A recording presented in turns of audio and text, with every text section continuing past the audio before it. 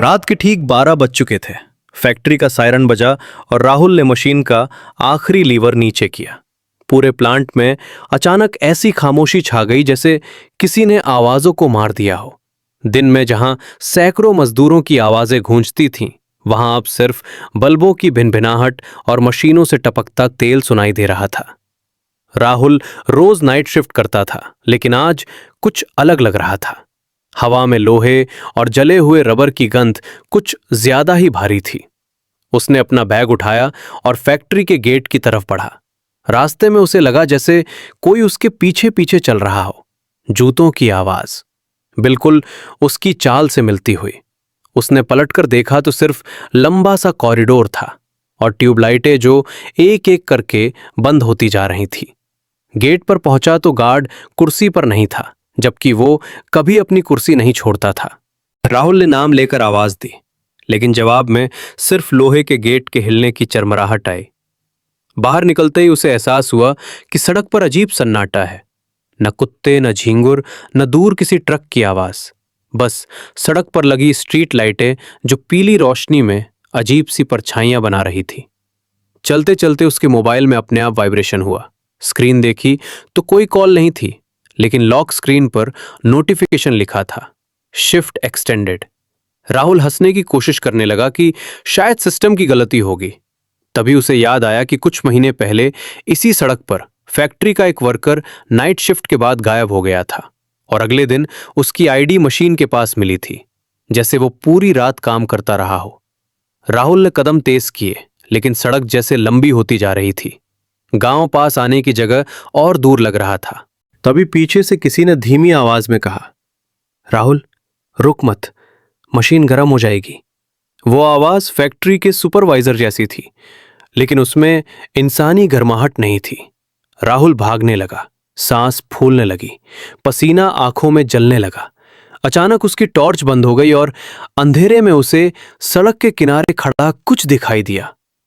एक आदमी, या आदमी जैसा, जिसके हाथ बहुत लंबे थे और गर्दन मशीन के पाइप की तरह मुड़ी हुई थी।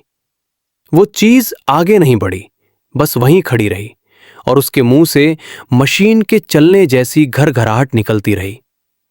राहुल पीछे हटा तो उसके पैर किसी चीज से टकराए। नीचे देखा तो जमीन पर फैक्ट्री के पुराने हेलमेट पड़े थे, टूटे हुए, खून से सने हुए। हर हेलमेट पर नाम लिखा था और आखिरी नाम उसका अपना था। तभी सड़क की स्ट्रीट लाइटें एक साथ बंद हो गई और पूरा अंधेरा हो गया। अंधेरे में उसे महसूस हुआ कि कई हाथ उसे पकड़ रहे हैं। कोई उसके बैग को खींच रहा है, कोई उसकी बांह और कोई बहुत ठंडी उंगलियों से उसकी गर्दन छू रहा है। एक साथ कई आवाजें फुसफुसाईं, नाइट शिफ्ट कभी खत्म नहीं होती। अचानक उसे लगा जैसे वो फिर से फैक्ट्री के अंदर खड़ा है। मशीनें चल रही हैं, सब मजदूर झुके हुए काम कर रहे हैं, लेकिन किसी का चेहरा नहीं है, सिर्फ खाली आंखों के गड्ढे हैं। सुपरवाइजर ने उसके हाथ में हेलमेट पकड़ा दिया, जिस पर उसका नाम पहले से लिखा था, और कहा, लेट हो गया है राहुल। सुबह जब दिन की शिफ्ट आई तो मशीनें अपने आप चल रही थीं। अटेंडेंस रजिस्टर खुला था और नाइट शिफ्ट के सामने राहुल के साइन ताजे स्याही से चमक रहे थे। गार्ड ने दूर सड़क की तरफ देखा और बुदबुदाया, एक और घर नहीं पहुंचा। उसी रात से फैक्ट्री में जो भी 12 बजे काम खत्म करता है, उसे चलते समय पीछे से जूतों की आवाज सुनाई देती है, बिल्कुल अपनी चाल से मिलती हुई, जैसी रात के 12 बजे किसी के घर लौटते समय आती है। लेकिन कहानी वहीं खत्म नहीं हुई, क्योंकि असली डर उसके बाद शुरू हुआ। फैक्ट्री में अगले कई दिनों तक सब कुछ सामान्य दिखता रहा। मशीनें समय पर चलती रहीं, मजदूर आते जाते रहे, लेकिन नाइट शिफ्ट वालों को धीरे धीरे महसूस होने लगा कि मशीन नंबर 6 के पास हवा हमेशा ठंडी रहती है, जैसे किसी ने फ्रीजर खोल रखा हो। वहां काम करने वाले मजदूर बताते थे कि कभी कभी मशीन अपने आप रुक जाती है और फिर बिना बटन दबाए चलने लगती है, और जब वो पास जाते तो उन्हें किसी के खड़े होने का एहसास होता, लेकिन पीछे मुड़ने पर सिर्फ तेल में पड़े जूतों के निशान दिखते, जो आकर अचानक गायब हो जाते। गार्ड ने कई बार रात में रजिस्टर चेक किया तो पाया कि राहुल का नाम हर रोज नाइट शिफ्ट में अपने आप जुड़ जाता है। साइन भी बदलते रहते हैं, कभी साफ कभी कांपते हुए, जैसे कोई अलग अलग रातों में लिख रहा हो। एक रात नया मजदूर मोहन पहली बार नाइट शिफ्ट में आया। उसने हंसते हुए कहा कि भूत वूत कुछ नहीं होते, लेकिन 12 बजते ही उसने सुना कि कोई बहुत पास से बोल रहा है, मशीन गर्म मत होने देना।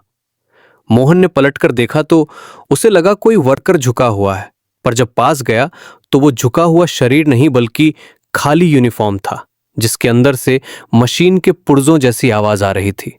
मोहन डर के मारे भागा, लेकिन हर कॉरिडोर उसे वापस मशीन नंबर 6 के पास ही ले आता और उसी जगह उसे दीवार पर उंगलियों से लिखा दिखा, शिफ्ट ओवर नहीं होती। अगली सुबह मोहन नहीं मिला, लेकिन उसकी चप्पल मशीन के नीचे फंसी हुई थी और अटेंडेंस में उसके नाम के नीचे राहुल का नाम फिर से उभर आया। अब फैक्ट्री के पुराने मजदूरों को याद आने लगा कि ये पहली बार नहीं हो रहा।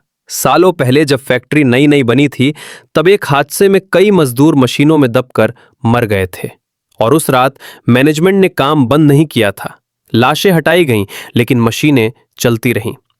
तब से हर वो इंसान जो थक कर, गड़ा हुआ या मजबूरी में नाइट शिफ्ट करता है, धीरे धीरे उसी सिस्टम का हिस्सा बन जाता है।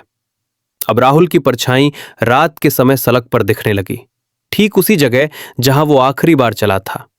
लोग कहते हैं अगर कोई 12 बजे उस सड़क से गुजरे और उसे अपने कदमों से मिलती दूसरी चाल सुनाई दे, तो समझ लेना कि वो अकेला नहीं है, क्योंकि राहुल अब घर नहीं जाता। वो ड्यूटी पर ही रहता है, मशीनों के साथ, उन आवाजों के साथ, और हर नई रात के साथ फैक्ट्री एक और नाम जोड़ लेती है।